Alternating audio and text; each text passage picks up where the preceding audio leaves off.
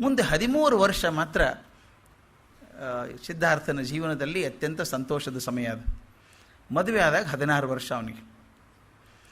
16ರಿಂದ 29 ವಯಸ್ಸು ತನಕ 13 ವರ್ಷ ತುಂಬ ಸಂತೋಷದಲ್ಲಿದ್ದ ಸಿದ್ಧಾರ್ಥ. ಒಳ್ಳೆ ಮನೆ, ಅಪ್ಪ ಅಮ್ಮ ಪ್ರೀತಿಯಿಂದ ನೋಡ್ಕೊಳ್ಳೋರು, ಸುಂದರಳಾದ ಹೆಂಡತಿ, ವಾತಾವರಣ, ಮನೆಯಲ್ಲಿ ಶ್ರೀಮಂತಿಕೆ ಇದೆ, ಸಂತೋಷ ಇದೆ. ಅದು ಅಲ್ಲದೆ ಶುದ್ಧೋಧನ ಏನು ಮಾಡಿದ ವ್ಯವಸ್ಥೆ ಅಂದರೆ, ನನ್ನ ಮಗ ಯಾವಾಗಲೂ ಸ್ವಲ್ಪ ಅನ್ಯ ಮನಸ್ಸನಾಗಿ ಒಬ್ಬನೇ ಕೂತ್ಕೊಂಡು ವಿಚಾರ ಮಾಡ್ತಿದ್ನಲ್ಲ, ಅವನು ಎಲ್ಲಿ ಸನ್ಯಾಸಿ ಆಗಿಬಿಡ್ತಾನೋ ಅಂತ ಹೆದರಿಕೆ ಇತ್ತಲ್ಲ, ಅದಕ್ಕೆ ಅವನು ಆಗಲಾರದ ಹಾಗೆ, ಅವನ ಮನಸ್ಸು ಅಧ್ಯಾತ್ಮದ ಕಡೆ ಹೋಗಲಾರದ ಹಾಗೆ ಸಂತೋಷವನ್ನು ತುಂಬಿಬಿಟ್ಟಿದ್ದ ಜೀವನದಲ್ಲಿ. ಬರೀ ಸಂತೋಷ ಸಿಗಬೇಕು ಅವನಿಗೆ. 13 ವರ್ಷ ಬುದ್ಧನೇ ಮುಂದೆ ಹೇಳುವ ಹಾಗೆ ಸುಖಲೋಲಪತಿಯಲ್ಲಿ ಮೆಂದು ಹೋಗಿದ್ದೆ ನಾನು ಅಂತ ಹೇಳ್ತಾನೆ. ಅಷ್ಟು ಸಂತೋಷ ಇತ್ತು. 13 ವರ್ಷ ಚೆನ್ನಾಗಿದ್ದ.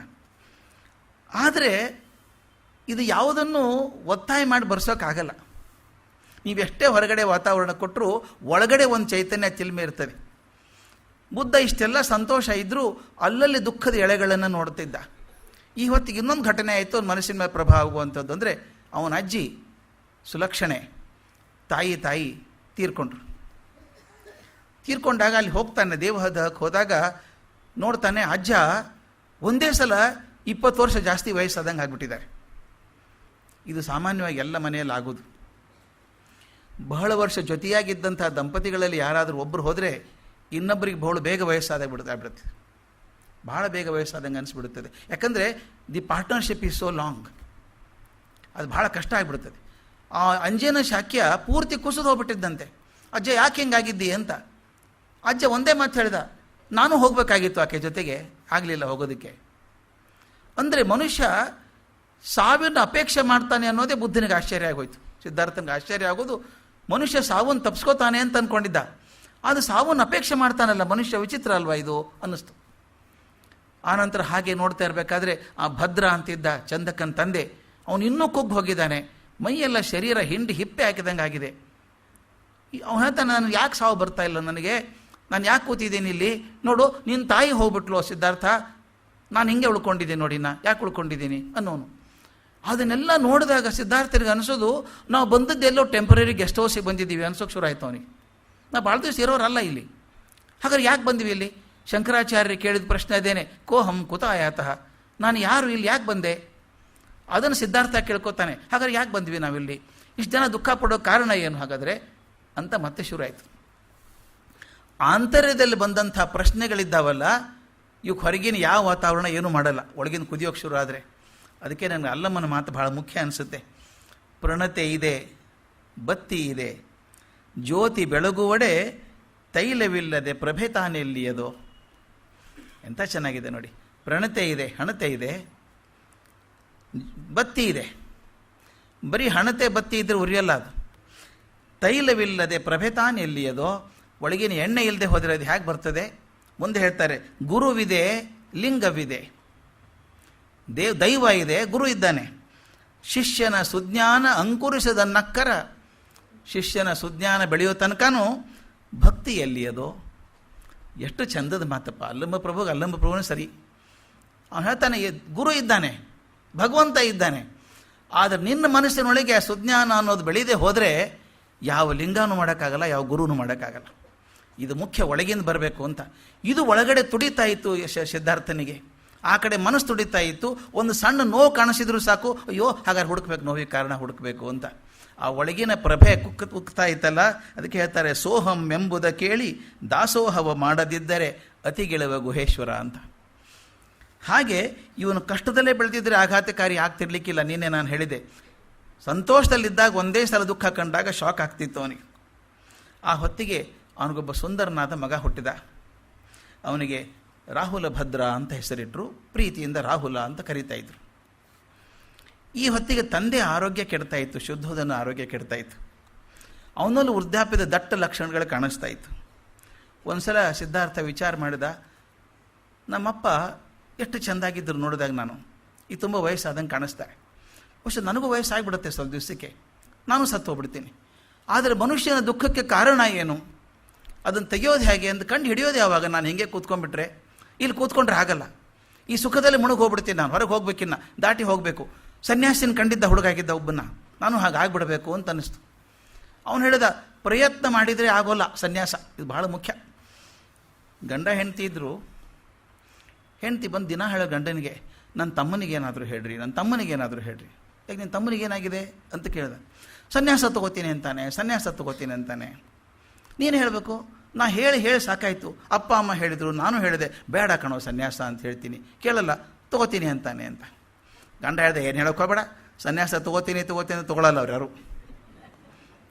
ಹೇಳಿದೆ, ಹೇಳಿ ಅಂತ ಹೆಂಡತಿ ಬಹಳ ಕಾಡ್ತಾ ಇದ್ಲಲ್ಲ, ದಿನ ಹೇಳು ನೋಡಿ, ಒಂದು ಮಾತು ಹೇಳಿ ನೋಡಿ, ನೀವು ಹೇಳಿ ನೋಡಿ, ನಿಮ್ಮ ಬಗ್ಗೆ ಭಾಳ ಗೌರವ ಇದೆ ಅವನಿಗೆ ಅಂತ. ಒಂದು ದಿವಸ ಹೆಂಡ್ತಿ ಹೇಳಿದ ತಕ್ಷಣ ಏನು ಮಾಡ್ದ ಗಂಡ ಗೊತ್ತಾ? ಹೌದಲ್ಲ ಅಂದ. ಎದ್ದ, ಪಟ ಜಾಡಿಸ್ಕೊಂಡ, ಇವತ್ತಿಂದ ನಾನು ಮನೆ ಬಿಟ್ಟು ಹೋದೆ, ಸನ್ಯಾಸಿ ಆಗಿ ಹೋಗ್ಬಿಡ್ತೀನಿ ಅಂತ ಹೋಗ್ಬಿಟ್ಟು ಅವನೇ ಹೋಗ್ಬಿಟ್ಟ.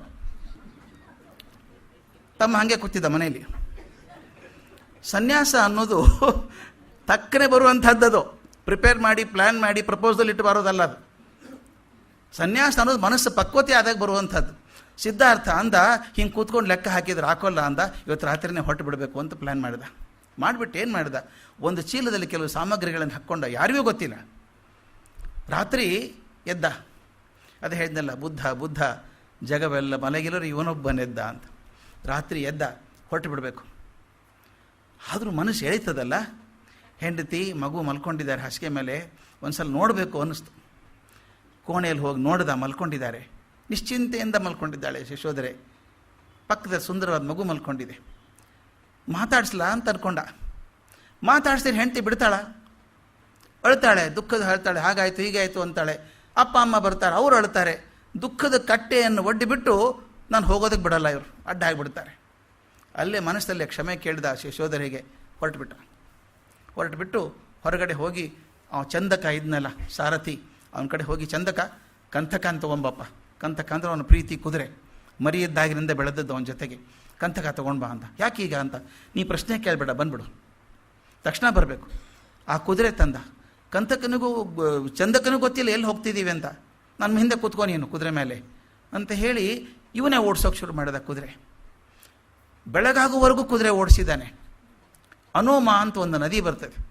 ಅನೋಮ ನದಿ ದಂಡೆಗೆ ಬಂದು ಅಲ್ಲಿ ನಿಂತ್ಕೊಂಡು ಚಂದಕ್ಕೆ ಹೇಳಿದ ಇಳಿಯನ್ನು, ನಾನು ನಿನ್ನ ಮುಂದೆ ಹೋಗಲ್ಲ, ಈ ಒಂದು ಕ್ಷಣ ನೀನು ಮಾತು ಕೇಳ್ಕೊಂಬಿಡು, ನಾನೀಗ ಮನೆ ಬಿಟ್ಟು ಹೋಗ್ತಾ ಇದ್ದೀನಿ, ಸನ್ಯಾಸ ತೊಗೊಂಡು ಹೋಗ್ತಾ ಇದ್ದೀನಿ, ಇರು ನೀನು ಅಂತ ಹೇಳಿ ತನ್ನ ಹಾಕ್ಕೊಂಡಂಥ ರಾಜ ಪೋಷಾಕಗಳನ್ನೆಲ್ಲ ಬಿಚ್ಚಿ ಅವತನಿಗೆ ಕೊಟ್ಟು ಚೀಲದಲ್ಲಿ ತಾನು ಕಷಾಯ ವಸ್ತ್ರ ತಂದುಬಿಟ್ಟಿದ್ದಾನೆ. ಕಷಾಯ ವಸ್ತ್ರ ಹಾಕ್ಕೊಂಡ. ಒಂದು ಕಿರುಗತ್ತಿ ಇತ್ತು ಅದರೊಳಗೆ, ಅದರಿಂದ ತನ್ನ ಕೂದಲ ಎಲ್ಲ ಕತ್ತರಿಸ್ಕೊಂಬಿಟ್ಟ. ಸೊಟ್ಟ ಹೇಗೋ ಕತ್ತರಿಸ್ಕೊಂಬಿಟ್ಟ, ಸನ್ಯಾಸಿ ಆಗಬೇಕಲ್ಲ. ಅಷ್ಟು ಚಂದದ ಹುಡುಗ, ಎಷ್ಟು ಚಂದ ಕಾಣಿಸೋನು. ಕೂದಲೆಲ್ಲ ಕತ್ತರಿಸ್ಕೊಂಡು ಕಷಾಯ ವೇಷ ಹಾಕ್ಕೊಂಡು ಆ ಚೀಲದಲ್ಲಿ ಭಿಕ್ಷಾ ಪಾತ್ರೆಯನ್ನು ತಂದುಬಿಟ್ಟಿದ್ದಾನೆ. ಆ ಚೀಲ ಕೂಡ ಕೊಟ್ಬಿಟ್ಟ. ಇದ್ರಲ್ಲಿ ಹಾಕ್ಕೊಂಡು ಹೋಗ್ಬಿಟ್ಟಿದ್ದಾನೆ ಬಟ್ಟೆ ಎಲ್ಲ. ಮನೆಗೆ ಹೋಗಿ ಎಲ್ರಿಗೂ ಹೀಗೆ ನಾನು ಹೋಗಿದ್ದೀನಿ, ಸನ್ಯಾಸಿಯಾಗಿ ಹೋಗ್ತೀನಿ, ನಾನು ಹುಡುಕೋದಕ್ಕೆ ಯಾರೂ ಬರಬೇಡಿ ಅಂಥೇಳಿ ಎಲ್ರಿಗೂ ನನ್ನ ಕ್ಷಮೆ ಕೇಳು ಅಂತ ಹೇಳಿದ. ಅವನು ಚಂದಕ್ಕ ಬಿಕ್ಕಿ ಅಳೋಕೆ ಶುರು ಮಾಡಿದ. ಹುಡುಗನಾಗಿದೆ ಎತ್ತಿ ಆಡಿಸಿದಂಥ ಮನುಷ್ಯ ಆತ. ಯಾಕೆ ಹೋಗ್ತೀಯಪ್ಪ, ಹೋಗಬೇಡ, ಇಲ್ಲೇ ತಪಸ್ ಮಾಡು ಅಂದ. ಇಲ್ಲಿ ಆಗೋಲ್ಲ ನನ್ನ ಕಡೆಯಿಂದ, ಈ ಪ್ರೀತಿಯೊಳಗೆ ಬಂಧದೊಳಗೆ ನನಗೆ ಆಗೋಲ್ಲ, ಬಂಧ ಬಿಟ್ಕೊಂಡು ಹೋದಾಗಲೇ ಆಗಬೇಕು ನಾನು ಅಂತ ಹೇಳಿ ಹೊರಟೇ ಬಿಟ್ಟ. ಚಂದಕ ಹತ್ಕೊಂಡು ಆ ಕಂತಕನ್ನು ತೊಗೊಂಡು ಬರ್ತಾನೆ, ಊರಿಗೆ ಬರ್ತಾನೆ. ಬೆಳಗ್ಗೆ ವಾಪಸ್ ಬರೋ ತನಕ ಮಧ್ಯಾಹ್ನ ಆಗಿರುತ್ತೆ. ಅಷ್ಟೊತ್ತಿ ಬೆಳಗ್ಗೆ ಎದ್ದು ನೋಡ್ತಾರೆ, ಯಶೋಧರೆ ಇಲ್ಲ, ಎಲ್ಲಿ ಹೋಗಿದ್ದಾನೆ. ಸಾಮಾನ್ಯವಾಗಿ ನೋಡೋ ಸ್ಥಳದಲ್ಲಿ ನೋಡಿದರು, ಎಲ್ಲ ಕಡೆ ಹುಡುಕಾಡಿದರು, ಎಲ್ಲೂ ಇಲ್ಲ. ಆಗ ಬಂದ ಚಂದಕ. ಶುದ್ಧೋಧನ ಕೇಳ್ತಾನೆ, ನೀನು ನೋಡಿದೇನೋ ಅವನ್ನ ಅಂತ. ನೋಡೋದಲ್ಲ, ಅವನ ಜೊತೆಗೆ ಇದ್ದೆ ನಾನು ಇಷ್ಟು ತನಕನೂ ಅಂತ ಹೇಳ್ತಾನೆ. ಹೇಳಿ ಹಿಂಗಾಯಿತು, ಮಗ ಸನ್ಯಾಸಿಯಾಗಿ ಹೋದ ಅಂದಾಗ ಕಲ್ಪನೆ ಮಾಡ್ಕೊಳ್ಳಿ ಆ 3 ಜನರ ಮನಸ್ಸಲ್ಲಿ ಏನೇನಾಗಿರಬೇಕು ಅಂತ. ಮೊದಲನೇದ್ದು ಅಪ್ಪ, ಅವನಿಗೆ ದುಃಖ ಆಯಿತು, ಅದಕ್ಕಿಂತ ಹೆಚ್ಚು ಪಟ್ಟು ಕೋಪ ಬಂತು. ಇವನು ಶಾಕ್ಯ ಮನೆತನದ ಚಕ್ರವರ್ತಿ ಆಗ್ತಾನೆ ಅಂತ ನಾನು ಅಂದ್ಕೊಂಡ್ರೆ ಹೇಳಿ ಹಾಗೆ ಸನ್ಯಾಸಿಯಾಗಿ ಹೋದ ಅವನು. ನಮ್ಮ ಮನೆತನಕ್ಕೆ ನಾಲ್ಕೆ ಅವನು ಅಂತಾನು ಹಾಗೆ ಬೇಜಾರಾಯಿತು ಅವನಿಗೆ. ಅದರ ಸಂಕಟನೂ ಇದೆ, ಮಗ ಹೋಗ್ಬಿಟ್ನಲ್ಲ, ಎಲ್ಲಿ ಹೋದ, ಹೆಂಗೆ ಒದ್ದಾಡ್ತಾನವನು, ಇಟ್ಟು ಸುಕುಮಾರವಾಗಿ ಬೆಳೆದಂಥ ಮನುಷ್ಯ ಎಲ್ಲಿ ಕಾಡಲ್ಲಿ ಹೇಗಿರ್ತಾನೆ ಅಂತ ದುಃಖ ಇದೆ, ಕೋಪ ಇದೆ. ತಾಯಿಗೆ ದುಃಖ ಮಾತ್ರ ಇದೆ, ಪ್ರಜಾಪತಿ ಗೌತಮಿಗೆ ದುಃಖ ಮಾತ್ರ. ಯಾಕೆ ಹೋದ ನನ್ನ ಮಗ, ನಮ್ಮ ಪ್ರೀತಿ ಕಡಿಮೆ ಆಯಿತು, ಏನಾಯಿತು ಅಂತ ಒದ್ದಾಡ್ತಾಳೆ. ಯಶೋಧರೆ ಪರಿಸ್ಥಿತಿ ಏನಾಗಿರಬೇಕು, ಸಣ್ಣ ವಯಸ್ಸಿನ ಹೆಂಗಸು, ಮಗು ಇದೆ, ಹೆಂಗೆ ಬಿಟ್ಟು ಹೋದ ನನ್ನ ಅಂತ ಆಕೆಗೆ ಆಘಾತ ಆಗಿರಬೇಕಲ್ಲ. ಬರೀ ದುಃಖ ಒಂದೇ ಅಲ್ಲ, ಆಘಾತ. ಕಲ್ಪನೆ ಕೂಡ ಮಾಡಿಲ್ಲ ಆಕೆ ಗಂಡ ಬಿಟ್ಟು ಹೋಗ್ತಾನೆ ಅಂತ. 13 ವರ್ಷ ಸಂತೋಷವಾಗಿದ್ದಾರೆ. ಸಂತೋಷವಾಗಿದ್ದಾಗ ಟಕ್ ಅಂತ ಮನೆ ಬಿಟ್ಟು ಹೋಗ್ಬಿಟ್ರೆ ಏನೂ ಹೇಳದೆ ಕೇಳದೆ ಆಕೆ ಇನ್ನೊಂದು ತನಗೆ ಬಹಳ ಅಪಚಾರ ಆಯಿತು ಅನ್ನಿಸ್ತು ಆಕೆಗೆ. ಹೋಗುವಾಗ ಒಂದು ಮಾತು ಹೇಳಿ ಹೋಗಲಿಲ್ಲ ನನಗೆ ಹೋಗಬೇಕಾದ್ರೆ. ನನಗೆ ಮೋಸ ಆಯಿತು ಅನ್ನಿಸ್ತು. ಆ ದುಃಖ, ದುಗುಡ, ದುಮ್ಮಾನ, ಆತಂಕ ಎಲ್ಲರೂ ಒದ್ಕೊಂಡು ಮನೆ ಅನ್ನೋದು ಸ್ಮಶಾನ ಮೌನ ಆಗೋಯ್ತು. ಎಲ್ಲ ದುಃಖದಲ್ಲಿದ್ದಾರೆ ಎಲ್ಲರೂ. ಏನು ಪಾರು ಮಾಡೋದು? ಇದನ್ನು ಮಹಾಭಿನಿಷ್ಕ್ರಮಣ ಅಂತ ಕರೀತಾರೆ ಬೌದ್ಧ ಧರ್ಮದಲ್ಲಿ. ಮನೆ ಬಿಟ್ಟು ಹೋಗುವಂಥದ್ದು ಮಹಾಭಿನಿಷ್ಕ್ರಮಣ ಅಂತ ಹೋದ. ಸಿದ್ಧಾರ್ಥ ಹೋದ. ಇಲ್ಲಿ ಒದ್ದಾಟ ನಡೆದಿತ್ತು. ಮುಂದೆ ಹೋಗಿ ಎಲ್ಲಿ ಹೋಗಬೇಕು ಅವನು? ನಾನು ಮೊನ್ನೆ ಹೇಳಿದ ಹಾಗೆ ಉಪನಿಷತ್ ಪರಂಪರೆಯ ಹಾಗೆ ಅವನು ಅದರಲ್ಲೇ ಬೆಳೆದವನು. ಆದ್ದರಿಂದ going from the known to the unknown, ತನಗೆ ಗೊತ್ತಿರೋ ಪದ್ಧತಿಯಿಂದ ಗೊತ್ತಿಲ್ಲದನ್ನು ಹುಡುಕಬೇಕು. ಅವನು ಹೇಳಿದ ಮೊದಲು ಗುರುಗಳ ಕಡೆ ಹೋಗ್ಬೇಕು. ನಾನು ಯಾರು ಗುರುಗಳು ಹೋಗಬೇಕು? ಶುದ್ಧೋಧನಗೂ ಗುರುಗಳಾಗಿದ್ದಂಥ ಆರಾಢ ನಮ್ಮ ಕಾಲಾಮನ ಕಡೆ ಹೋದ. ಕಾಲಾಮ ಸಾಂಖ್ಯಶಾಸ್ತ್ರದಲ್ಲಿ ಪ್ರವೀಣನಾಗಿದ್ದವನು. ಅವನು ಹೋಗಿ ಹೇಳ್ಕೊಂಡ, ನಾನು ಬಂದಿದ್ದೀನಿ, ನಾನು ಮನೆ ಬಿಟ್ಟು ಬಂದಿದ್ದೀನಿ, ಸನ್ಯಾಸಿಯಾಗಿ ಬಂದಿದ್ದೀನಿ, ಆದ್ದರಿಂದ ನನಗೆ ಸಾಂಖ್ಯಶಾಸ್ತ್ರ ಕಲಿಸು. ಅವನು ಸಾಕಷ್ಟು ಚೌಕಾಸಿ ಮಾಡ್ತಾನೆ. ಯಾಕೆ ಬಿಟ್ಟು ಬಂದ್ಯಪ್ಪ ನೀನು? ಸಾಂಖ್ಯ ಕಲಿಬೇಕಂದ್ರೆ ಅಲ್ಲೇ ಕಲಿಸ್ಬೋದಾಗಿತ್ತಲ್ಲ, ಇಲ್ಲಿ ಯಾಕೆ ಬಂದೆ ನೀನು ಅಂತ. ಇಲ್ಲ, ನನ್ನ ಉದ್ದೇಶ ಹಿಂಗಿದೆ ಅಂತ. ಗುರುಗಳು ಎಷ್ಟು ಒಳ್ಳೆಯವರಿದ್ದರು ನೋಡಿ ಆಗಿನ ಕಾಲದಲ್ಲಿ. ಕಾಲಾಮ ಹೇಳ್ತಾನೆ, ನೋಡು ಮಗು, ನೀನೇನೋ ಕಲಿಬೇಕು ಅಂತ ಬಂದಿದ್ದೀಯಾ, ಜನರ ನೋವನ್ನು ಹೇಗೆ ತಣಿಸ್ಬೇಕು ಅಂತ ಕಂಡ್ಕೊಳ್ಳೋಕೆ ಬಂದಿದ್ದೀಯಾ ನೀನು. ಅದರ ಔಷಧಿ ನನ್ನ ಕಡೆ ಇಲ್ಲ ಮಗು. ನಾನು ಕಲಿಸೋದು ಸಾಂಖ್ಯವನ್ನು ಮಾತ್ರ ಕಲಿಸ್ತೇನೆ, ಇದು ಬೇಕಾದರೆ ಕಲಿ. ಇಲ್ಲ, ಕಲಿತೀನಿ ಸ್ವಲ್ಪ ಅಂದ. 1-2 ತಿಂಗಳು ಅವ್ರ ಜೊತೆಗಿದ್ದ. ಸಾಂಖ್ಯವನ್ನು ಸ್ವಲ್ಪ ಕಲಿತ. ಆದರೆ ಅನ್ನಿಸ್ತು, ನಾ ಕಲ್ತಂಥ ವಿದ್ಯೆ ನನ್ನ ಮನಸ್ಸಿಗೆ ಜ್ಞಾನ ಕೊಡುತ್ತೆ ವಿನಃ ನೋವಿಗೆ ಪರಿಹಾರವನ್ನು ಕೊಡೋದಿಲ್ಲ ಇದು. ಅವ್ರ ಕೈ ಮುಗಿದು ಹೇಳ್ತಾನೆ, ನೀವು ದೊಡ್ಡವರು ಗುರುಗಳೇ, ಆದರೆ ನನಗೆ ಈ ವಿದ್ಯೆ ಪ್ರಯೋಜನ ಇಲ್ಲ, ದಯವಿಟ್ಟು ನಾನು ಬಿಡಿ ಅಂತ ಹೊರಡ್ತಾನೆ. ಹೊರಡ್ಬಿಟ್ಟು ಇನ್ನೊಬ್ಬ ರುದ್ರಕ ರಾಮಪುತ್ರ ಇದ್ದಾನೆ, ಇನ್ನೊಬ್ಬ ಅವನ ಕಡೆ ಹೋಗ್ತಾನೆ. ಅವನು ಯೋಗಶಾಸ್ತ್ರದಲ್ಲಿ ನಿಪುಣ ಆಗಿದ್ದವನು. ಅಲ್ಲಿ ಹೋಗ್ತಾನೆ. ಯೋಗದಿಂದ ಏನಾಗ್ತದೆ? ಚಿತ್ತವೃತ್ತಿ ನಿರೋಧ, ನಿಮ್ಮ ಮನಸ್ಸನ್ನು ಕಂಟ್ರೋಲ್ ಮಾಡ್ಕೊಳ್ಳೋಕ್ಕಾಗತ್ತೆ, ಆದ್ದರಿಂದ ನೀನು ಸಾಧನೆ ಮಾಡಬಹುದು, ಸಂತೋಷ ಸಿಗ್ತದೆ ಅಂತ. ಅವನು ಹೇಳಿದ ಸಂತೋಷಕ್ಕೆ ಬರಲಿಲ್ಲ, ನಾನಿಲ್ಲಿ ದುಃಖದ ಕಾರಣ ಹುಡುಕಬೇಕಾಗಿದೆ ನನಗೆ, ಆ ದುಃಖಕ್ಕೆ ಔಷಧಿ ಹುಡುಕಬೇಕಾಗಿದೆ. ಅಲ್ಲಿ ಒಂದು 3 ತಿಂಗಳು 4 ತಿಂಗಳು ಕಲಿತ, ಬಹಳ ವೇಗವಾಗಿ ಕಲಿತ ಕಲಿಯೋದನ್ನೆಲ್ಲ. ಆಮೇಲೆ ಇದು ನನಗೆ ಪ್ರಯೋಜನ ಇಲ್ಲ ಅಂತ ಹೊರಟ. ಇದು ದಯವಿಟ್ಟು ಗಮನಿಸಬೇಕಾದದ್ದು, ಅಧ್ಯಾತ್ಮ ಮಾರ್ಗದಲ್ಲಿ ಬಹಳ ಮುಖ್ಯವಾದದ್ದು. ಗುರು ಒಂದು ಹಂತದವರೆಗೆ ಮಾತ್ರ ಮಾರ್ಗದರ್ಶನ ಮಾಡಬಲ್ಲರು, ಆಮೇಲೆ ನಿಮ್ಮ ಹಾದಿ ನೀವೇ ಕಂಡ್ಕೋಬೇಕು. ಅದಕ್ಕೆ ಹೇಳ್ತಾರೆ, ಗುರು ಪುಸ್ತಕ ಇದ್ದ ಹಾಗೆ, ಮಾರ್ಗದರ್ಶನ ಮಾಡುತ್ತೆ, ನಿಮ್ಗೆ ಹಾದಿ ತೋರಿಸಲ್ಲ. ಗೈಡ್ ಇದ್ದ ಹಾಗೆ, ಟೂರಿಸ್ಟ್ ಗೈಡ್ ಇದ್ದ ಹಾಗೆ. ಟೂರಿಸ್ಟ್ ಗೈಡ್ನಲ್ಲಿ ಮ್ಯಾಪ್ ಕೊಟ್ಟಿರ್ತಾರೆ, ಇಲ್ಲಿ ಹೋದರೆ ಇದೆ, ಇಲ್ಲಿಂದ ಇಲ್ಲಿ ಹೋದರೆ ಹಿಂಗಿದೆ, ಇಲ್ಲಿ ಹೋದರೆ ಜಾಗ ಇದೆ ಅಂತ ಹೇಳ್ತಾರೆ, ನಿಮ್ಮನ್ನೇ ಕರ್ಕೊಂಡು ಹೋಗಲ್ಲ ಅದು. ಗುರುಗಳು ಮಾರ್ಗದರ್ಶನ ಮಾಡ್ತಾರೆ, ಆದರೆ ಹಾದಿಯನ್ನು ನಡೆಸಬೇಕಾದದ್ದು ಇವನೇನೆ. ಆತ ಅಂದ್ಕೊಂಡ, ಗುರುಗಳು ಬೇಡ, ಇನ್ನು ನಾನೇ ಮಾಡ್ತೀನಿ.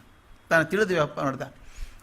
ಈ ದೇಹ ಇದೇನು ಪ್ರಯೋಜನ ಇಲ್ಲ ದೇಹ, ಅವನು ಅಂದ್ಕೊಂಡದ್ದು. ಅದು ದಂಡಿಸ್ಬೇಕಿದೆ. ದಂಡಿಸಿದಾಗ ಮನಸ್ಸು ಬಿಗಿಗೆ ಬರ್ತದೆ ಅಂತ ಶುರು ಮಾಡಿದ. ತಾನೇ ಕಂಡುಕೊಂಡಂಥ ವಿಧಾನ ಅದು. ದೇಹದಂಡನೆ ಶುರು ಮಾಡಿದ. ಒಂದು ದಿವಸ ಅಲ್ಲ ಸ್ವಾಮಿ, ಸುಮಾರು 6 ವರ್ಷ ಏನು ದೇಹ ದಂಡಿಸಿದ ದೇಹ ಅಂದರೆ ತನ್ನ ವೈರಿಯನ್ನು ಹಾಕಿ ದಂಡಿಸ್ಬಿಟ್ಟ. ಅದು ತಪ್ಪು ಅಂತ ಗೊತ್ತಾಗಲಿಲ್ಲ ಅವನಿಗೆ. ದಂಡಿಸಿ ಯಾವ ಪರಿಸ್ಥಿತಿಗೆ ಬಂದಿದ್ದ ಅಂದರೆ, ಕಣ್ಣುಗಳು ಎಲ್ಲೋ ಬಾವಿಯಲ್ಲಿ ಚೂರು ಮಿಣಕ್ ಕಾಣಿಸೋಂಗೆ ಗುಳಿ ಆದಂಗೆ ಆಗ್ಬಿಡ್ತು. ಮೈಯೆಲ್ಲ ಎಲುಬಿನ ಹಂದ್ರ. ಹೊಟ್ಟೆ ಕೈ ಹಾಕಿದರೆ ಬೆನ್ನೆಲುಬು ಕೈಗೆ ಸಿಗಬೇಕು, ಏನಿಲ್ಲ. ನಡಿಬೇಕಾದ್ರೆ 3 ಸಲ ಬೀಳಬೇಕು, ಯಾವುದಕ್ಕೂ ಶಕ್ತಿ ಇಲ್ಲ. ಏಕಾಗ್ರ ಕೂಡ್ತಾನೆ, ಬಿದ್ದುಬಿಡ್ತಾನೆ, ಎಚ್ಚರಿತ ಬೀಳ್ತಾನೆ. ಈ ಪರಿಸ್ಥಿತಿ ಆಯಿತು. ಈ ಹೊತ್ತಿಗೆ ಆತ ಒಂದು ಪ್ರದೇಶಕ್ಕೆ ಬಂದ, ಉರ್ವಿಲ್ಲ ಅಂತ ಅನ್ನೋ ಪ್ರದೇಶಕ್ಕೆ ಬರ್ತಾನೆ. ಉರ್ವಿಲ್ಲ ಅಂದರೆ ಈಗ ನಮ್ಮ ಬೋಧಗಯ ಹತ್ತಿರದ ಏರಿಯಾಗೆ. ಅಲ್ಲಿ ಕಾಡಿತ್ತು, ದಟ್ಟವಾದ ಕಾಡಿತ್ತಂತೆ. ಅಲ್ಲಿ ನಿರಂಜನ ನದಿ, ಆ ನದಿ ದಂಡೆ ಮೇಲೆ ಬಂದ. ಅಲ್ಲಿ ಸ್ವಲ್ಪ ಸಾಧನೆಗಳನ್ನು ಮಾಡ್ತಾ ಇದ್ದ. ಒಂದು ಗ್ರಾಮಕ್ಕೆ ಹೋದಾಗ ಭಿಕ್ಷೆ ಬೇಡ್ತಿದ್ದು ನಾನು ಸ್ವಲ್ಪ ಮೊದಲು ಅವ್ರು ಬರೀತಾರೆ, ಏನು ಮಾಡ್ತೀವಿ, ಮೊದಲು ಒಂದು ಮುಷ್ಟಿ ಕಾಳಂತೆ, ಆಮೇಲೆ 4 ಕಾಳಂತೆ, ಆಮೇಲೆ 1 ಕಾಳು ತಿಂದು ಬದುಕೋದು, ಇದೆಲ್ಲ ಪ್ರಯೋಗ ಮಾಡಿದ್ದಾನೆ. ಬರೀ ಗಾಳಿ ತಿಂದಿರೋದು, ಇದೆಲ್ಲ ಪ್ರಯೋಗ ಮಾಡಿದ. ಅಲ್ಲಿ 5 ಜನ ಶ್ರಮಣಕರು ಬಂದಿದ್ದರು, ಪರಿವರಾಜಕರು, 5 ಜನ ಹುಡುಗರು. ಅವ್ರು ಇವನು ಗಮನಿಸಿದರು, ಇವನು ಭಾರಿ ಸಾಧನೆ ಮಾಡ್ತಾನೆ ಮನುಷ್ಯ, ಬಹುಶಃ ಇವನಿಗೆ ಬುದ್ಧತ್ವ ಆದರೂ ಆಗ್ಬೋದು. ಹೋಗಿ ಮಾತಾಡಿಸಿದರು, ನೀವು ಯಾರು, ಎಲ್ಲಿದ್ದು ಬಂದಿದ್ದೀರಿ ಅಂತ. ಏನು ಮುಚ್ಚುಮರೆ ಇಲ್ಲದೆ ಹೇಳಿದೆ, ನಾನು ಶುದ್ಧೋಧನ ನನ್ನ ಮಗ ರಾಜ್ಕುಮಾರ್ ಆಗಿದ್ದವನು, ಬಿಟ್ಟು ಬಂದಿದ್ದೀನಿ ಅಂತ. ಅವರಂದರು, ಯಾಕೆ ಬಿಟ್ಟು ಬಂದಿರಿ, ಆರಾಮಿದ್ದೀರಲ್ಲ? ಅಲ್ಲ, ಆರಾಮಿರಬೇಕು ಅಂತ ಇರಲಿಲ್ಲ ನನಗೆ, ದುಃಖದ ಕಾರಣ ಹುಡುಕಬೇಕು ಅಂತಿತ್ತು, ಬಂದಿದ್ದೀನಿ ನಾನು ಅಂತ. ಅವರಂತಾರೆ, ಇವನು ಗುರು ಅಂತ ಒಪ್ಕೊಳ್ಳೋಣ ಅಂತ. ನೋಡಿ, ಇವನೇ ತಾನು ಗುರು ಆಗಿಲ್ಲ ಇನ್ನು. ಅವ್ರು ಗುರು ಒಪ್ಕೊಂಡ್ಬಿಟ್ರು ಅವ್ರು 5 ಜನ. ಅವ್ರು 5 ಜನ ಬಹಳ ಪ್ರಪ್ರಥಮ ಶಿಕ್ಷಿಷ್ಯರು ಅವನಿಗಾಗಿದ್ದವರು. ಕೌಂಡಿನ್ಯ, ಮಹಾನಾಮ, ಭದ್ರಕ, ವಾಷ್ಪ ಮತ್ತು ಅಶ್ವಜಿತ ಅಂತ 5 ಜನ ಇವರು. 5 ಜನ ಅವನ ಜೊತೆಗಿದ್ರು. ಅವನಿಗೆಲ್ಲ ಸೇವೆ ಮಾಡಬೇಕು. ಒಂದು 15 ದಿವಸ ಆದ್ಮೇಲೆ ನೋಡಿದ್ರು ಇವನಿಗೆ ಸೇವೆ ಮಾಡೋದೇನು ಇಲ್ಲೇ ಇಲ್ಲ. ಇವನೇ ನೀರು ಕೇಳಲ್ಲ, ಊಟ ಕೇಳಲ್ಲ, ಏನು ಕೇಳಿ, ಸೇವೆ ಏನು ಮಾಡೋದು ಇವನಿಗೆ? ಅವನಿಗೆ ವಿಚಿತ್ರ ಆಗೋಕ್ಕೆ ಶುರು ಆಯಿತು ಇವನ ಸಾಧನೆಗಳು. ಅವನ ಮನಸ್ಸಲ್ಲಿ ಭಯ ಬರ್ತಿತ್ತಂತೆ, ಸಿದ್ಧಾರ್ಥನ ಮನಸ್ಸಲ್ಲಿ. ನಾನು ದುಃಖದ ಕಾರಣ ಹುಡುಕೋದಕ್ಕಿಂತ ಮೊದಲೇ ಸತ್ತು ಹೋದ್ರೆ ಏನು ಮಾಡೋದು ಅಂತ ಭಯ ಬಂದಾಗ, ಭಯ ನಿವಾರಣೆ ಆಗಬೇಕಂದ್ರೆ ಎಲ್ಲಿ ಹೋಗಬೇಕು? ಅದಕ್ಕೆ ಅವನಂದ, ಭಯ ಎಲ್ಲಿ ಹೆಚ್ಚಿದೆಯೋ ಅಲ್ಲೇ ಹೋಗಬೇಕು. ಅವನೇನು ಮಾಡೋಕ್ಕೆ ಶುರು ಮಾಡಿದ ಗೊತ್ತಾ? ಸ್ಮಶಾನಕ್ಕೆ ಹೋಗ್ಬಿಡೋನು ರಾತ್ರಿ. ಸ್ಮಶಾನಕ್ಕೆ ಹೋಗಿ ಎಲ್ಲಿ ದೇಹಗಳನ್ನು ಸುಡ್ತಾ ಇದ್ರೋ, ಎಲ್ಲಿ ದೇಹಗಳನ್ನು ನೆಲದಲ್ಲಿ ಹಾಕ್ತಾ ಇದ್ರೋ ಅಲ್ಲೇ ಕೂತ್ಕೋಬೇಕು. ರಾತ್ರಿ ಎಲ್ಲ ಧ್ಯಾನ ಮಾಡೋದು. ಶಿಷ್ಯರಂದರು ಇದೇ ಅನಾಹುತ ಅಂದರು ಅವರು. ಅಲ್ಲ್ಯಾಕೆ ಹೋಗಿ ಕೊಡ್ಬೇಕು ನೀವು ಧ್ಯಾನ ಮಾಡೋದಕ್ಕೆ? ಅವನದು ಭಯ ಕಳ್ಕೋಬೇಕು. ಅವರು ಅಂದರು, ಇವನು ಸಾಧನೆ ಮಾಡ್ತಾನೆ ರೀ, ಇವನು ಇಷ್ಟು ಗಟ್ಟಿಯಾಗಿ ಮಾಡ್ತಾನೆ, ಛಲದಿಂದ ಮಾಡ್ತಾನೆ ಅಂತಾಯ್ತು. ಈ ನಡೆದಾಗ ಒಂದು ಘಟನೆ ಆಯಿತು. ಒಂದು ದಿವಸ ಅವನು ಎದ್ದು ನಡ್ಕೊಂಡು ಹೋಗಬೇಕು ಅಂತಾನೆ. ದೇಹದಲ್ಲಿ ಏನೇನೂ ಇಲ್ಲ. ಅವ್ರು ಹೇಳ್ತಾರೆ, ಹೇಗಿತ್ತು ಅವನ ದೇಹ ಅಂತಂದರೆ ಪ್ರಾಣಕ್ಕೆ ಅಂಟಿಕೊಂಡ ಶವ ಇದ್ದಂಗಿತ್ತು ಅಂತ. ಶವಕ್ಕೆ ಪ್ರಾಣ ಅಂಟ್ಕೊಂಡ್ರೆ ದೇಹ ಆಗಿಬಿಡುತ್ತೆ, ಮನುಷ್ಯ ಆಗಿಬಿಡ್ತಾನೆ. ಇದು ಪ್ರಾಣಕ್ಕೆ ಅಂಟ್ಕೊಂಡ ಶವ ಇದ್ದಂಗಿತ್ತು ಅಂತ. ಅವನು ಎದ್ದು ನಿಂತ್ಕೊಂಡ, ದಪ್ಪ ಅಂತ ಬಿದ್ದ, ಮೂರ್ಛೆ ಹೋಗ್ಬಿಟ್ಟ. ಅಲ್ಲಿ ಕುರಿ ಕಾಯವನಿದ್ದ ಒಬ್ಬ ಮನುಷ್ಯ, ಕುರಿ ತೊಗೊಂಡು ಹೋಗ್ತಾ ಇದ್ದ. ನೋಡ್ದ, ಎಲ್ಲ ಇವನ ಬಿದ್ದುಬಿಟ್ಟಲ್ಲಪ್ಪ, ಇವನು ದೊಡ್ಡವನು, ಏನಾಯ್ತು ಇವನಿಗೆ ಅಂತ ಓಡ್ ಬಂದ. ಒಂದು ಕ್ಷಣ ಹೆದರ್ಕೊಂಡ. ಸನ್ಯಾಸಿ ಬೇರೆ, ಮುಟ್ಬೋದೋ ಇಲ್ಲೋ ನಾನು ಕುರಿಗ? ಅವನಂದ, ಏನಾದರೂ ಆಗಲಿ, ಅವನು ಸತ್ತು ಹೋಗ್ತಾನೆ, ಬದುಕಿಸೋಣ ಅವನ ಅಂತ ಹೇಳಿ ನೋಡಿದ. ಕಂಗಾಲಾಗಿದ್ದಾನೆ ಇವನು. ಅದಕ್ಕೆ ಅವನೇನು ಮಾಡ್ದ, ಮೇಕೆ ಹಿಡ್ಕೊಂಬಂದ. ಮೇಕೆ ತಂದು ಇವನು ಬಾಯಿ ಅಗಲು ಮಾಡಿ ಬಾಯಲ್ಲೇ ಹಾಲು ಹಿಂಡಿಬಿಟ್ಟ. ಒಂದು 2 ಗುಟ್ಟು ಕುಡಿದ ಮೇಲೆ ಸ್ವಲ್ಪ ಜೀವ ಬಂದಂಗೆ ಆಯ್ತು ಇವನಿಗೆ. ಎದ್ದು ಕೂತ್ಕೊಂಡ. ಯಾಕಪ್ಪ ಅಂತ ಕೇಳಿದ. ಇಲ್ಲ, ನನಗೇನೋ ಗೊತ್ತಾಗ್ತದೆ, ಏನೋ ಸ್ವಲ್ಪ ಹಾಲು ಕೊಡಪ್ಪ ನನಗೆ ಅಂದ. ಇನ್ನು ಸ್ವಲ್ಪ ಹಾಲು ಇಸ್ಕೊಂಡು ಕುಡ್ದ. ಸ್ವಲ್ಪ ಜೀವ ಮರಳಿ ಬಂದಂಗೆ ಅನ್ನಿಸ್ತು. ಆವತ್ತು ತಾನು ಇರುವಂಥ ವಾಸ ಕಟ್ಟೆ ಮೇಲೆ ಕೂತ್ಕೊಂಡು ವಿಚಾರ ಮಾಡಿದ್ದಂತೆ, ನಾ ಏನು ಮಾಡಿದೆ ಇಷ್ಟು ವರ್ಷ ಅಂತ ವಿಚಾರ ಮಾಡಿದೆ. ಏನು ಮಾಡಿದೆ ನಾನು? 29 ವರ್ಷ ಬರೀ ಸಂತೋಷದಲ್ಲಿ ಕಳೆದೆ, 6 ವರ್ಷ ಬರೀ ದಂಡನೆಯಲ್ಲೇ ಕಳೆದೆ. ಆವಾಗಲೂ ಸುಖ ಸಿಗಲಿಲ್ಲ, ಈಗೂ ಸಿಗಲಿಲ್ಲ. ಹಾಗಾದ್ರೆ ಏನು ತಪ್ಪು ಮಾಡ್ತಿದ್ದೇನೆ ನಾನು? ಹಾಗಾದರೆ ದೇಹ ದಂಡನೆ ಪ್ರಯೋಜನ ಇಲ್ಲ. ಅವನು ಹೇಳ್ತಾನೆ, ದೇಹ ಅಂದರೆ ಒಂದು ವೀಣೆ ಇದ್ದ ಹಾಗೆ. ಆ ತಂತಿಗಳನ್ನು ತುಂಬ ಜೋರಾಗಿ ಎಳೆದ್ರೆ ಕತ್ತರಿಸಿ ಹೋಗ್ತಾರೆ. ಸಡಲವಾಗಿ ಕಟ್ಟಿದರೆ ಸುಸ್ತುರವಾದ ಧ್ವನಿ ಬರೋಲ್ಲ. ಆದ್ದರಿಂದ ದೇಹ ಹದವಾದ ವೀಣೆ ಇದ್ದಂಗೆ ಇರಬೇಕು. ಕಲ್ಮಶದ ವಲ್ಮೀಕವೆಂದೊಡಲ ಜರೆಯದಿರು, ಬ್ರಹ್ಮಪುರಿ ಎಂದಿದನು ಋಷಿಗಳು ವರದಿಹರೋ. ಹಮ್ಮುಳ್ಳ ಹಯವ ಕಾಪಿಟ್ಟು ಕಡಿವಣ ತೊಡಿಸೆ, ನಿಮ್ಮ ಗುರಿಗೈದಿಪುದು ಮಂಕುತಿಮ್ಮ ಅಂತ. ಕಲ್ಮಶದ ವಲ್ಮೀಕವೆಂದೊಡಲ ಜರೆಯದಿರು. ಇದು ಕಸದೊಂದು ಹುತ್ತಿದ್ದಾಗೆ ಅಂತ ಅನ್ಬೇಡ. ದೇಹಕ್ಕೆ ಏನಿದೆ ಇದರೊಳಗೆ? ಬರೀ ಕಲ್ಮಶ ಇದೆ ಅಂತ ಅನ್ಬೇಡ. ಕಲ್ಮಶದ ವಲ್ಮೀಕವೆಂದು ಒಡಲ ಜರೆಯದಿರು, ದೇಹ ಕಂಡೆ ಮಾಡಬೇಡ. ಬ್ರಹ್ಮಪುರಿ ಎಂದಿದನು ಋಷಿಗಳು ವರದಿಹರೋ. ಇದು ಬ್ರಹ್ಮನ ಸ್ಥಳ ಆದ ಅಂತ ಹೇಳ್ತಾರೆ ಭಗವದ್ ದೊಡ್ಡವರು. ಯಾಕೆ ಹೇಳ್ತಾರೆ ಅಂದರೆ, ಹಮ್ಮುಳ್ಳ ಹಯವ ಕಾಪಿಟ್ಟು ಕಡಿವಣ ತೊಡಿಸೆ. ಇದು ಕುದುರೆ, ಇದು ಶಕ್ತಿ ಇರುವಂಥ ಕುದುರೆ. ಹಮ್ಮುಳ್ಳ ಹಯ, ಶಕ್ತಿ ಇರುವಂಥ ಹಯ. ಅದಕ್ಕೇನು ಮಾಡಬೇಕು? ಹಾಗೆ ಬಿಟ್ಟರೆ ಕಂಟ್ರೋಲ್ ಮಾಡೋಕ್ಕಾಗೋದಿಲ್ಲ. ಅದಕ್ಕೆ ಮುಗುದಣ ಹಾಕಬೇಕು, ಕಡಿವಾಣ ಹಾಕಬೇಕು. ಹಮ್ಮುಳ್ಳ ಹಯವ ಕಾಪಿಟ್ಟು ಕಡಿವಣ ತೊಡಿಸೆ, ಅದನ್ನು ಚೆನ್ನಾಗಿ ಮೈ ತೊಳೆದು ಆಹಾರ ಕೊಟ್ಟು ನೋಡ್ಕೋಬೇಕು ಅದನ್ನು. ಆಗ ನಿಮ್ಮ ಗುರಿಗೈದಿಪ್ಪುದು ಮಂಕುತಿಮ್ಮ. ಅದು ಗುರಿ ಹೋಗೋದಕ್ಕೆ ಒಂದು ವಾಹನ ಬೇಕೇ ಬೇಕು. ಅದನ್ನು ಚೆನ್ನಾಗಿ ಸುದೃಢವಾಗಿ ಇಟ್ಕೋಬೇಕು. ಆವಾಗಂದ, ನಾನು ಮಾಡ್ತಿರೋ ತಪ್ಪಿದೆ, ಇನ್ನು ಅತಿಯಾದ ದಂಡನೇನೂ ತಪ್ಪು, ಅತಿಯಾದ ಸುಖವೂ ತಪ್ಪು, ಮಧ್ಯಮ ಮಾರ್ಗವನ್ನು ಹೋಗ್ತೇನೆ ಅಂತ ಹೇಳಿ ಮರುದಿವಸ ಭಿಕ್ಷೆಗೆ ಹೋಗ್ಲಿಕ್ಕೆ ಶುರು ಮಾಡಿದ. ಇವನು ಯಾವಾಗ ಭಿಕ್ಷೆಗೆ ಹೋಗಿ ಶುರು ಮಾಡಿದ್ನೋ, 5 ಜನ ಶಿಷ್ಯಂದಿರಿದ್ದಾರೆ, ನೋಡಿದ್ರು ಎಲ್ಲ ಇವನು ಕಪಟಿ ಕಾಣುತ್ತದೆ, ಅವನು ಛಲದಿಂದ ಸಾಧಿಸೇ ಬಿಡ್ತಾನೆ, ಅದು ಹಠದಿಂದ ಮಾಡ್ತಾನೆ ಅಂದ್ಕೊಂಡಿದ್ವಿ. ಮತ್ತು ಭಿಕ್ಷೆಗೆ ನಮ್ಮಂಗೆ ಬಂದ್ಬಿಟ್ನಲ್ಲ ಇವನಾಗಲ್ಲ ಬಿಡಿ, ಬುಟ್ಟಾಟಿಕೆ ಸನ್ಯಾಸಿ ಇವನು ಅಂತೇಳಿ 5 ಜನ ಇವನು ಹೇಳಿ ಬಿಟ್ಟು ಹೋಗ್ಬಿಟ್ರು. ಅವರು ಇನ್ನು ಬಿಟ್ಟೇ ಹೋಗ್ಬಿಟ್ರು, ಬೇಡ ನೀನು ಮೋಸ ಮಾಡ್ತೀಯಾ ಅಂತ. ಇವನಿಗೊಂದು 2 ದಿವಸ ಸ್ವಲ್ಪ ಇದಾಯಿತು, ಯಾರೂ ಇಲ್ಲ ನನ್ನ ಜೊತೆಗೆ ಅನ್ನಿಸ್ತು. ಒಂದು ರೂಢಿ ಆಗಿಬಿಡ್ತು ಅವನಿಗೆ. ಹೀಗಿದ್ದಾಗ ಅವ್ರು ಹೋಗ್ಬಿಟ್ರು. ಒಂದು ದಿವಸ ಅಂದ, ನಿರಂಜನ ನದಿಯಲ್ಲಿ ಸ್ನಾನ ಮಾಡ್ತಾನೆ. ಎಷ್ಟು ಚಂದ ಬರೀತಾರೆ ಅಂದರೆ ಅದನ್ನು. ನದಿಯಲ್ಲಿ ಸೆಳವಿಲ್ಲ, ನೀರು ಜಾಸ್ತಿ ಇಲ್ಲ, ಆದರೆ ಇವನ ದೇಹ ಎಷ್ಟು ಹಗರ ಆಗಿಬಿಟ್ಟಿದೆ ಅಂದರೆ ಬೆಂಡ್ ಆದಂಗೆ ಆಗಿದೆ. ಸ್ನಾನಕ್ಕೆ ಹೋದ, ಮುಣುಗ್ದ, ಆ ನೀರಿನ ಪ್ರವಾಹಕ್ಕೆ ಸೆಳ್ಕೊಂಡು ಹೋಗ್ಬಿಡ್ತು. ಸಾಯ್ತೀನಿ ಅನಿಸ್ಬಿಡ್ತು. ಗಾಬರಿಯಾಗಿ ಹಿಂಗೆ ಕೈ ಚಾಚದ, ಯಾವುದೋ ಒಂದು ಗಿಡದ ಬೇರು ಸಿಕ್ಬಿಡ್ತು ಕೈಯಲ್ಲಿ. ಅಂಥದ್ದು ಆಳ ನೀರಲ್ಲ ಅದು, ಹಿಡ್ಕೊಂಡ್ಬಿಡ್ತು, ಬೇರೆ ಹಿಡ್ಕೊಂಡ. ಆಗ ಒಂದು ಕ್ಷಣದಲ್ಲಿ ತನ್ನ ಇಡೀ ಜೀವನ ಕಣ್ಮುಂದೆ ಬಂತವನಿಗೆ, ತನ್ನ ಬಾಲ್ಯದಿಂದ ಇಲ್ಲಿವರೆಗೂ ವಿಚಾರ ಮಾಡಿದ. ಇಷ್ಟು ವರ್ಷ 35 ವರ್ಷ ಆಗೋಗಿ ಬಂತು, ನನಗೆ ಜ್ಞಾನ ಸಿಗಬೇಕು ಅಂತ ಒದ್ದಾಡ್ತಾ ಇದ್ದೀನಿ. ಬಹುಶಃ ನಾನು ಹಾದಿ ತಪ್ಪಿ ಬೇರೆ ಹಾದಿಗೆ ಹೋಗ್ತಾ ಇದ್ದೀನಿ. ನನಗೇನು ಬೇಕೋ ಅದು ಗೊತ್ತಾಗ್ತಾ ಇಲ್ಲ. ನಾನು ಹುಡುಕ್ತೀನಿ ಬೇರೆ ಇನ್ನು. ದೇಹದಿಂದ ಆಗೋ ಕೆಲಸ ಅಲ್ಲ ಇದು. ನೋಡಿ ಎಷ್ಟು ಚಂದ ಅದು ಹೇಳೋದು. ದೇಹದಿಂದ ಆಗೋದಲ್ಲ ಇದು, ಇದನ್ನು ಬೇರೆ ಮಾಡಬೇಕು, ನಾನು ಧ್ಯಾನದಿಂದ ಮಾಡಬೇಕು ಅಂತ ಹೇಳಿ ಸ್ನಾನ ಮಾಡಿ ಎದ್ದು ಬಂದವನು ಆ ಬೋಧಿ ವೃಕ್ಷದ ಕೆಳಗೆ ಕೂತ್ಕೊಂಡ.